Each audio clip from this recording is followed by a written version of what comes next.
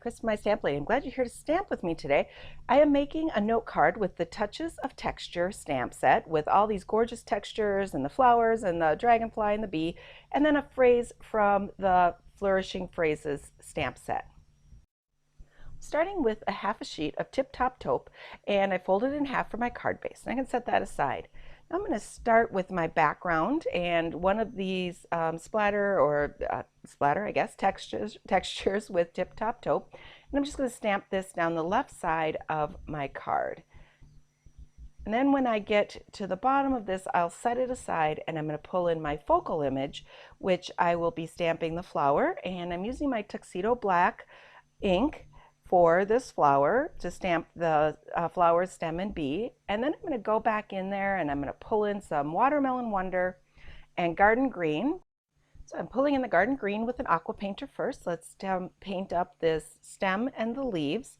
And then I'll take a little bit of crushed curry with my aqua painter and paint this bee. For the flower, though, I am taking they have like a two-step stamping with an image for the flower, and it's kind of abstract. It doesn't line up perfectly, and that was stamped with Watermelon Wonder.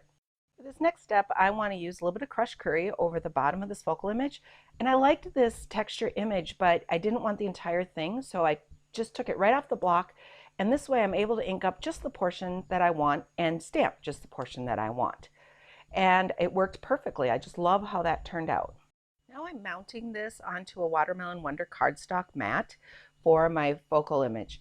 Now I'll pull in the background and just lay this over. So I'm kind of figuring out my placement for where I want just the note sentiment.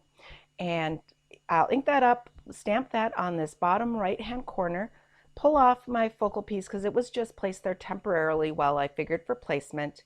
And I'm going to adhere it to the cardstock background and put in my ribbon. Well, I put in the ribbon first. This is a piece of the new narrower burlap, and I love it. I love the narrower width for this new burlap that's available in the current catalog.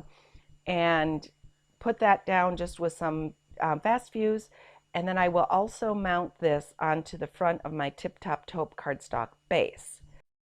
Okay, I've added a few dimensionals to the back of this Watermelon Wonder piece, and I'm mounting this on the card front just at a little bit of an angle, and it also has a little bit of height or lift off the front, so because of the dimensionals.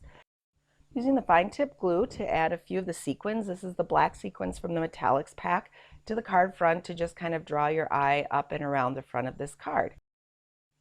I love all the different textures included in this set. They'll be perfect for backgrounds, for background images, for other stamp sets and other cards. If you have any questions about what I've done here, don't hesitate to contact me, Chris, at mystamplady.com. And you can find all of these supplies in my online store at shopwithmystamplady.com. Thanks for watching.